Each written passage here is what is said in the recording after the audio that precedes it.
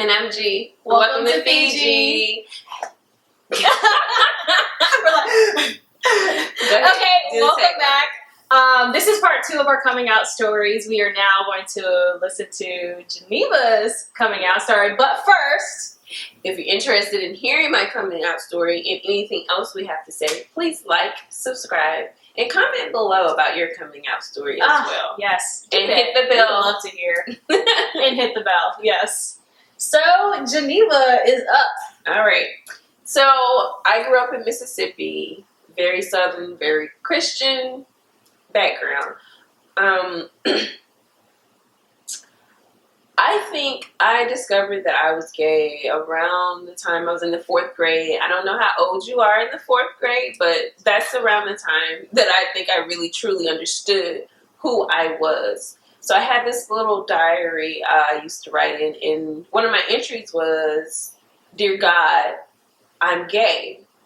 So what happened was my dad found my diary, and he read my diary. So, needless to say, they were pretty pissed about it. Like, I got a beating.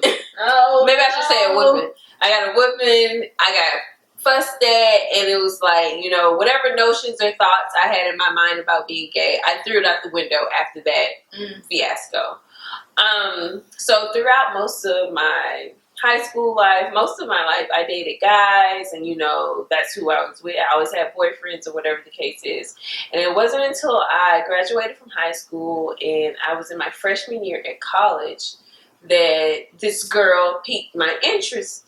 And you know, it's like all of those old feelings and everything just resurfaced. And at the time I still had a boyfriend, but I was just so intrigued by her, and I just couldn't ignore who I was anymore. So how old was this? I was in my freshman year. So I don't in college. Really know. Okay. Yeah, in college. Okay. So after that, I just really started experimenting with girls a lot. And so I guess you could say I kind of came out when I was in the 4th grade, but you know, they wrote that off as a child being a child, and you know. So what did that experience? So when you express yourself in your diary, and then obviously your dad found it, what did you feel after the fact? Like you said, you know, there was no more thoughts of that. Like, so you just. I mean, I think as a child, I can't really tell you my true feelings after that because it was so long ago. I don't really remember exactly how I felt, but I know I was sad. And you know, as a child, you just want your parents to love you, to accept you, and you crave their love, their attention, their acceptance. So for me, it was like, I can't do that. I can't, you know, I need them to love me, so I can't be that person. Okay. So you decided then, right then and there, that you were going to be who they wanted you to be moving forward. Exactly, which is why throughout my whole high school life and up until my freshman year, I literally dated only guys. Like, I had this long-time boyfriend and everything. Like, and when you were dating them, did you feel like there was always something missing, or did you feel like it wasn't? Did it feel natural to date guys? Or I mean, it felt pretty natural because that's what. In the South, that's what you're supposed to be doing. Okay. Everyone around you is like, you know, they're frowning on anybody who's a little different or out of the box. And it's like, you know, I'm doing what I'm supposed to be doing, so I'm doing things right. People approve of me. You know what I'm saying? And I think that's what everything was based on after my mom and dad, whether or not other people approved of me. So, so fast forward, I started experimenting heavy with girls my freshman year in college. And so the part 2 of the come out, I never really came out per se. Like the second time. No. So let me tell you what I did. So one of my girlfriends, I just started bringing her around the house. My mom thought she was my friend. Oh, that's a good one. That is so she would come to the house all the time. Like, all the time, she'd sit at the house, watch movies with us. And my mom hated her because she did have a little bit of attitude. She's like, I don't know why you hang out with that girl. But, you know, the whole time, this is my girlfriend, but you don't know it. But eventually, my mom got privy to it. She was like, she can't come here anymore. I didn't raise you like that. I guess whispers were getting around because by this time, this was like my third girlfriend or girl experience that I was bringing to the house. So people were talking at this point. Like, Geneva's talking to these girls out here. So she kind of got privy to it. She's like, I didn't raise you like that. Don't bring her to my house anymore. It was a fiasco. But I never actually said to my mom. To this day, I've never actually said it to her. Like, I'm gay. Fee comes around all the time. They understand that me and Fee are in a relationship. They understand that we're engaged. But I've never actually said those words. And you had a question? No, go ahead. Okay. And as far as my dad, by this time my dad's not living with us, so he doesn't really know what's going on. But I have sisters. They run their mouths. And my sisters are privy to what I'm doing in my lifestyle. So they told my dad, but like with my mom, I've never actually said those words to my dad that I'm gay. But like with my mom, he understands that this is my fiance, this is the love of my life, and this is who I'm with, but I've never said those words. And do you feel like you have to? Like, because even with me, like, I didn't say, like, hey, like, this is me coming out. It was more so like, hey, this is who I am, right? Showing the world. Like, do you feel like it has to be either or for it to really be, like, coming out?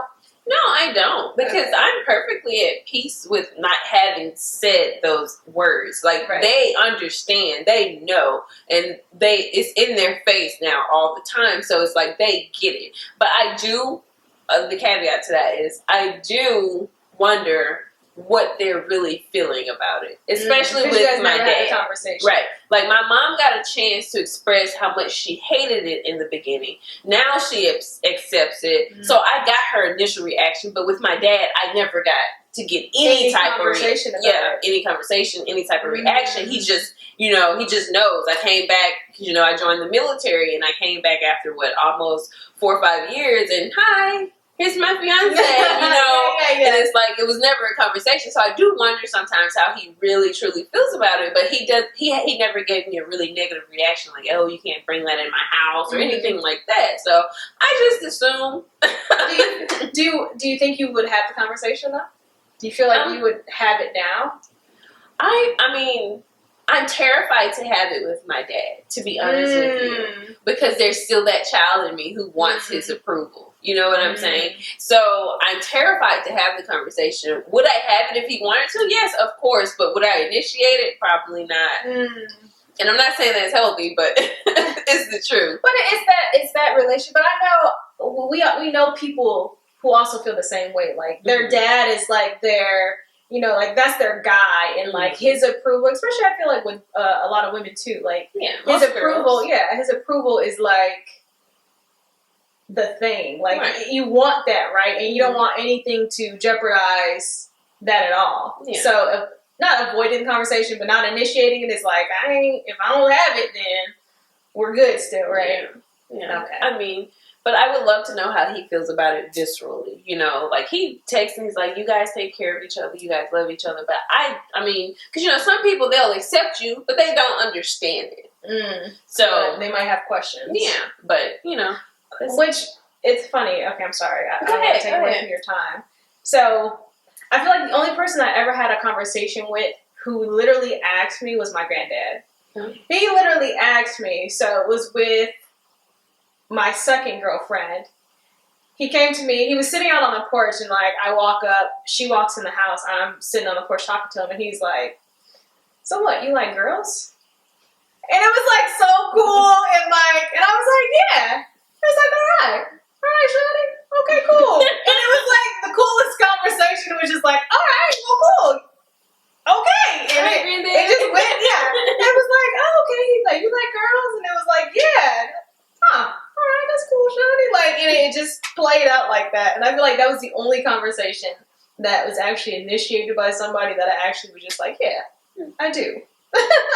And that's cool. I think that's cool. I don't know if I've ever had that kind of conversation with anybody in my family about it. Like, hey, you like girls? Well, yeah. What's that about? Or, that's great. But I don't think I have. But, yeah, that sums up my coming out story. So I guess I've never really came out, but I came out. And I feel like there's no proper, like you said, there is no right or wrong way to do it. Like, it's all about you. It's about what fits you and what you want. So, just as long as you're living your life and being true to yourself. but I mean, first of all, don't be reading baby's diary though. Like the audacity, you know. It's like that was a different time. This is the early 90s. You know, they're all in your shit. There is no privacy. Oh man, that is like yeah. And the reason I wrote that in my diary, because you know you be hunching on your little girl cousin. For sure. Like, I'm not gonna blast my girl cousin. She'd probably be super embarrassed, but it was definitely some hunching happening in our house. But that sums up today's video. Thank you guys for coming back to Fiji, and don't forget to like, comment, and subscribe to our channel. And we do want to hear your coming out story, so please let us know in the comments your coming out story, or if you know someone who's had a coming out story, how it was, whatever the case. So, until next time. Until next time. Bye. Bye. Thanks for watching. Don't forget to give this video a thumbs up. See you next time.